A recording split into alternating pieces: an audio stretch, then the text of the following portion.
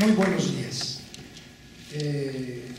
Antes de iniciar este comentario relacionado con el tema que ahora nos ocupa, el diputado Abrioles, por cuestiones de agenda y además porque ya inició la sesión, tuvo que retirarse.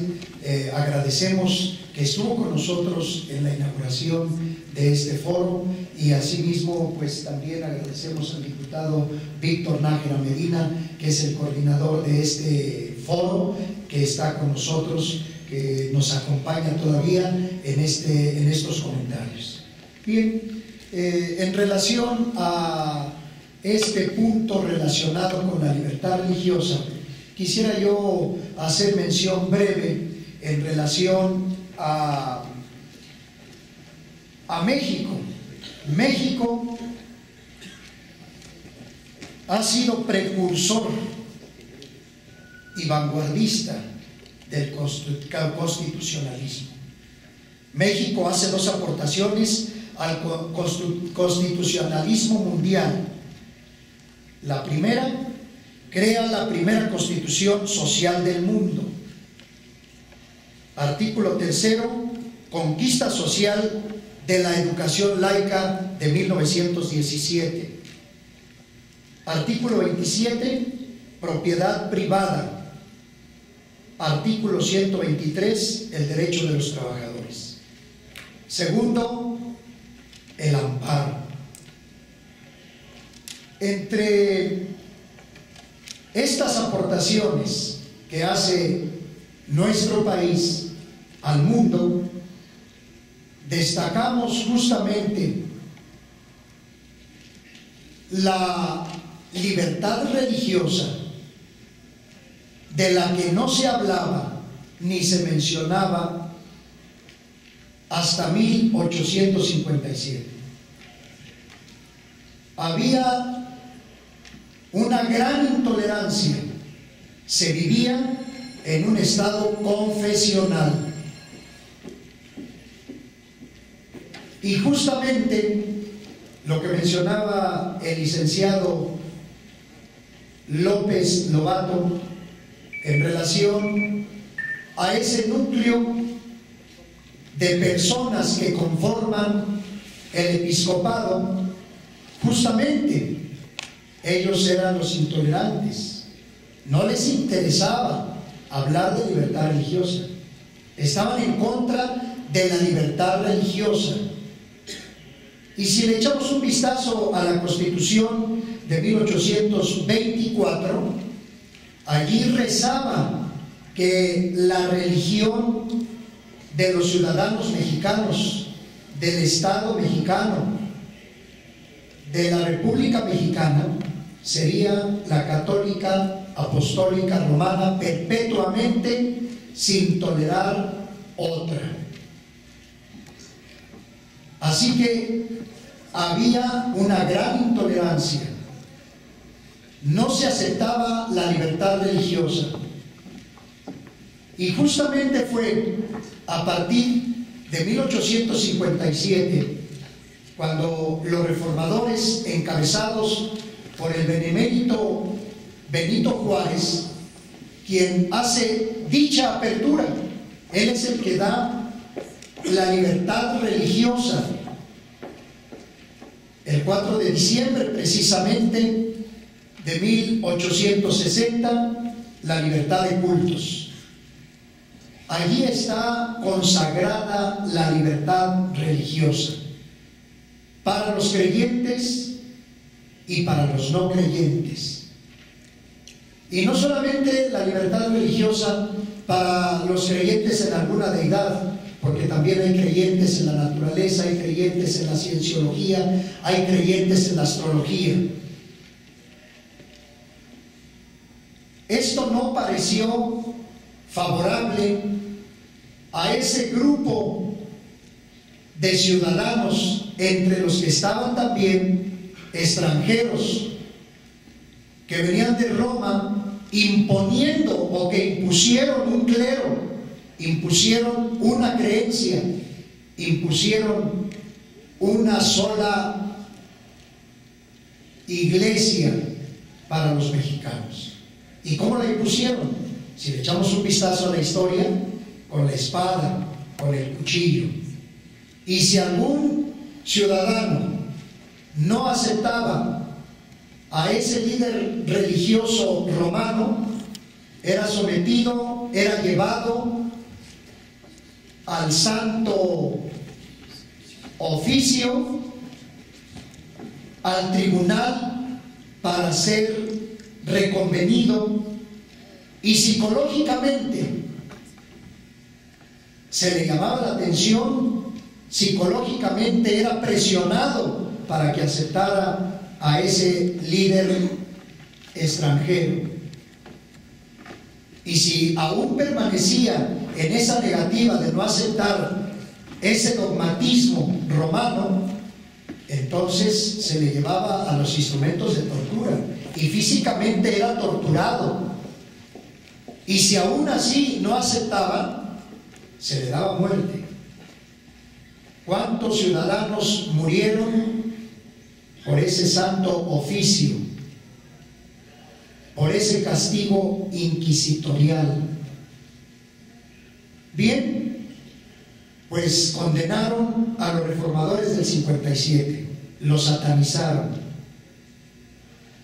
Y el 25 de septiembre de 1873, siendo presidente Sebastián Lerdo de Tejada, eleva a rango constitucional las leyes de reforma.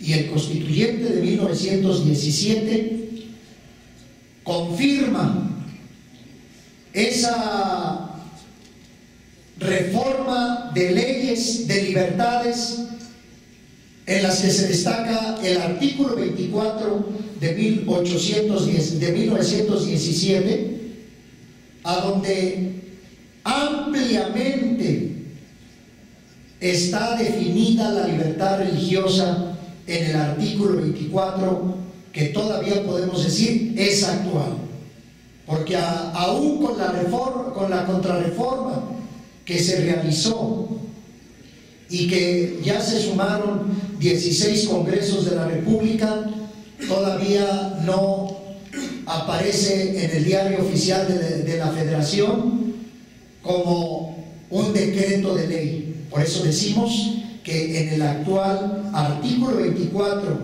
que fue emitido y que fue confirmado en 1917, ampliamente está definida la libertad religiosa. ¿Y cómo es que ahora con esa contrarreforma nos quieren venir a decir que es necesaria la libertad religiosa? Repito, y permítanme ser reiterativo, hasta 1857 no se hablaba de libertad religiosa.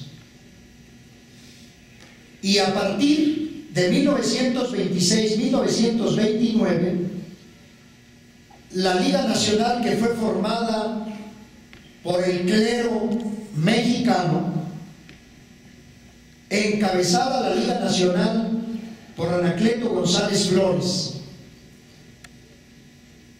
empiezan a enarbolar, a abanderar la palabra libertad religiosa, de la que ellos estaban en contra, de la que no aceptaban. Y es como se da inicio a la guerra cristera. Aunque culparon, el clero de la época culpó a Plutarco Elías Calles, que les había cerrado los templos. Y esto es mentira, esto es falso. Los templos fueron cerrados por los mismos clérigos, como una protesta, porque ellos estaban ahora reclamando libertad religiosa. Libertad religiosa, repito, que no aceptaban ellos hasta 1857. Y a partir de allí, ellos inician con esa frase, libertad religiosa. Y hasta el día de hoy, la libertad religiosa existe. Lo podemos ver en las peregrinaciones. El 12 de diciembre se cierran grandes avenidas, se obstruye uno de los carriles de las carreteras o autopistas por donde vienen peregrinos a diferentes puntos de devoción, como San Juan de los Lagos, como el Cristo de Silao, como la Basílica de Guadalupe aquí en la Ciudad de México. Se cierra cada 28 de cada mes, se cierra Puente de Alvarado, que hace esquina con Reforma, se cierra 3 o 4 carriles, y últimamente ya se ha cerrado hasta los otros carriles que están del otro lado del Camellón, porque allí se celebra cada 28 el culto a San Judas Tadeo. ¿Hay libertad religiosa o no la hay? Aquí hay ministros de culto que fueron invitados. Ustedes, como ministros de culto, que también han celebrado cultos en la plancha del Zócalo de esta capital, han celebrado cultos en parques, han celebrado cultos cerrando algunas calles porque sus templos son insuficientes para algún evento extraordinario. ¿Y quién se los ha impedido? Únicamente la ley de asociaciones religiosas y culto público señala que deben de avisar, no pedir permiso, avisar a la Dirección de Asuntos Religiosos con 5 días de anticipación de su evento extraordinario. Así que protestantes, evangélicos, han llevado y realizado sus cultos extraordinarios fuera de sus templos. ¿Y quién se los ha prohibido? Nadie. ¿Hay libertad religiosa? La que no había hasta 1857. Nadie podía mencionar su credo y mucho menos practicar su culto, hasta que vinieron los reformadores. Hasta el 4 de diciembre de 1860 se da la apertura de la libertad religiosa, la que hasta hoy disfrutan los creyentes y los no creyentes. Esa palabra de libertad religiosa que el clero mexicano empezó a abanderar a partir de 1926-29 a través de la Liga Nacional, y permítanme mencionarlo para que lo conozcan. La Liga Nacional es el origen de Acción Nacional, de allí nace el PAN. Pues a partir de esa fecha se empieza a manejar la libertad religiosa por el clero de la época. Posteriormente, Benedicto XVI, él hace una invitación a los 20 nuncios apostólicos de Latinoamérica y les ordena que incidieran en las constituciones de los estados de Latinoamérica para que tuvieran una verdadera libertad religiosa. Y ellos hicieron muy buen trabajo, y prueba de ello que el nuncio apostólico en la República Mexicana hizo muy buen trabajo de cabildeo con los legisladores, y como prueba de ello tenemos el almazo que se dio a partir del día 8 de diciembre del año pasado en la Comisión de Puntos Constitucionales. ¿Cómo se dio el almazo a la reforma del artículo 24? Mejor dicho, contrarreforma, porque es incongruente con el artículo 40. Únicamente estaban representantes de 2 grupos parlamentarios, PRI y PAN. Posteriormente llegaron los de izquierda, y por falta de quórum eran 16 representantes, 16 legisladores de esa comisión, y Jaime Cárdenas del PT reventó la sesión señalando 3 puntos que estaban violando el reglamento de este Congreso. Se retiró señalando los 3 puntos en los que estaban violando: la hora, el documento de iniciativa del artículo 24 que había llegado un día antes y que tenía que haber llegado con 5 días de anticipación según el reglamento. Así lo comentó el diputado Jaime Cárdenas. Entre otra, la otra violación la señaló como que había concluido una sesión, esa comisión, y el presidente no la había cancelado, por lo tanto no podían dar apertura a la siguiente sesión. Se reventó la sesión, se citó para el martes 13, no hubo quórum y tampoco se realizó el análisis del artículo 24 y su dictaminación positiva o negativa. Y al siguiente día 14, sin la autorización de presidencia de la comisión, se reunieron los 2 grupos parlamentarios, los principales, PRI y PAN, y es como se da el albazo. Esto fue el día 14. Porque le surgía presentarlo al Pleno, porque el día 15 todos los legisladores se iban de vacaciones, era su última sesión plenaria. Y el día 15 se votó el artículo 24 en una contrarreforma, sin importarles. Se les preguntó a los legisladores, a la gran mayoría: señor diputado, señora diputada, ¿cómo va su votación? ¿A favor o en contra? No conozco el texto.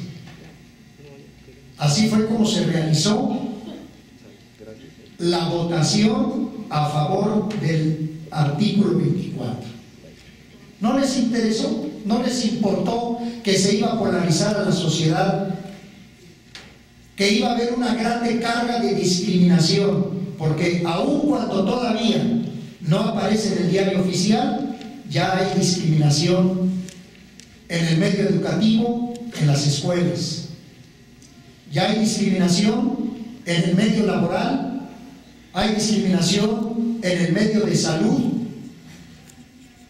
y esos datos los tenemos documentados.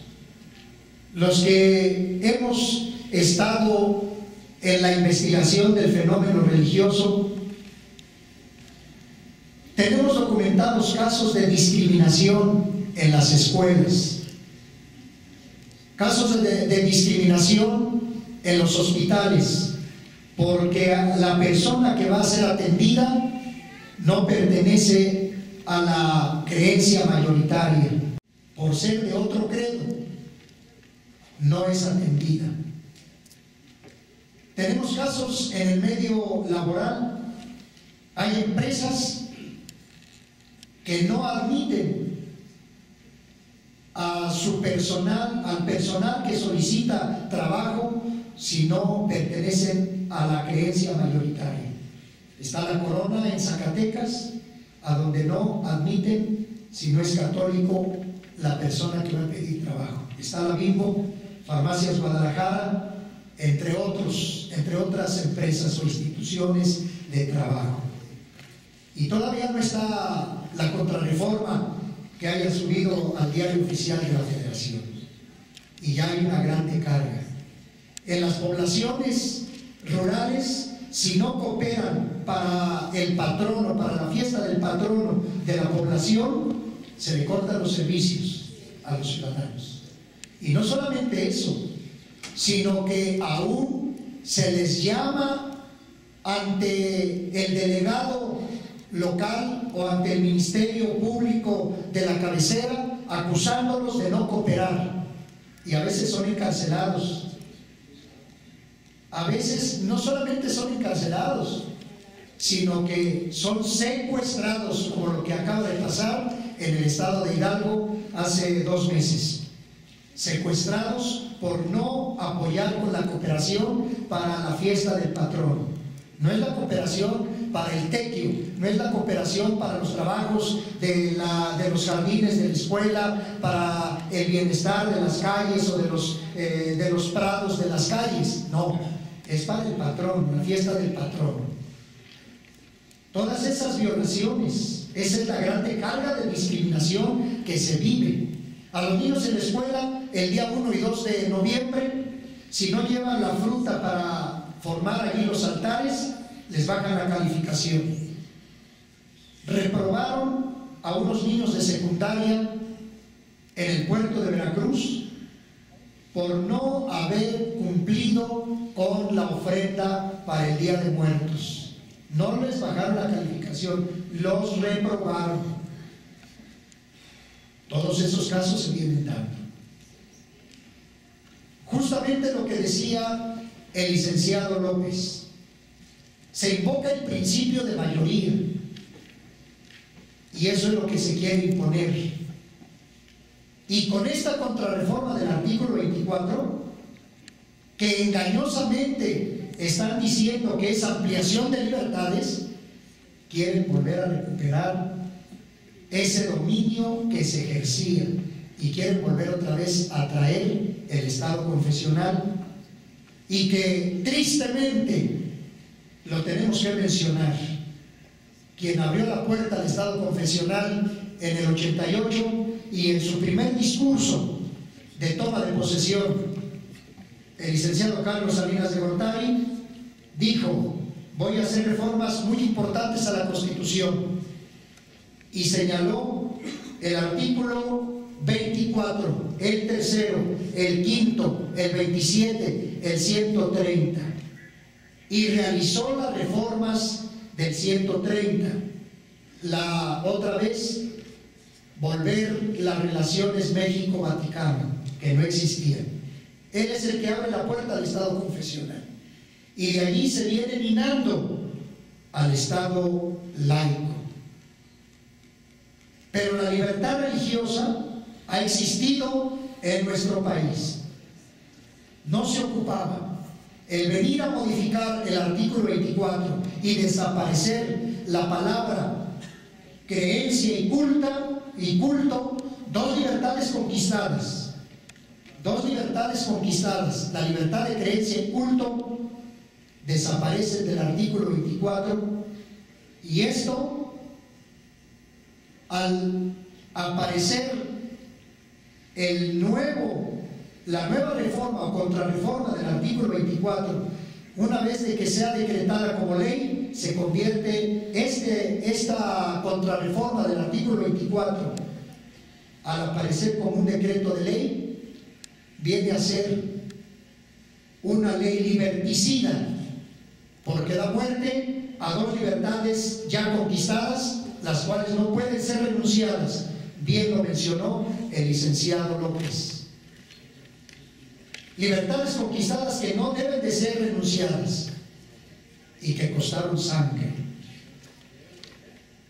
Por eso mencionaba yo que el artículo 24 de 1917 está ampliamente consagrada la libertad religiosa.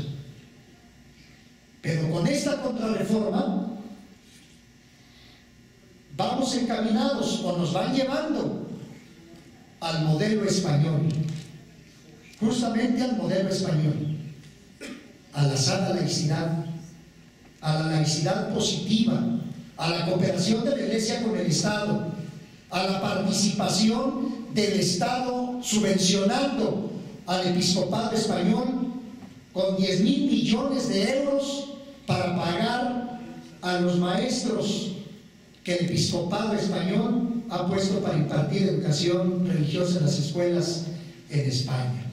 Y ahora el Estado español ya no haya qué hacer, porque son millonadas de euros que están entregando al episcopado español. Pero para allá nos lleva esta libertad religiosa, que en esta contrarreforma del artículo 24 nos han querido imponer. Pero la libertad religiosa está plenamente garantizada.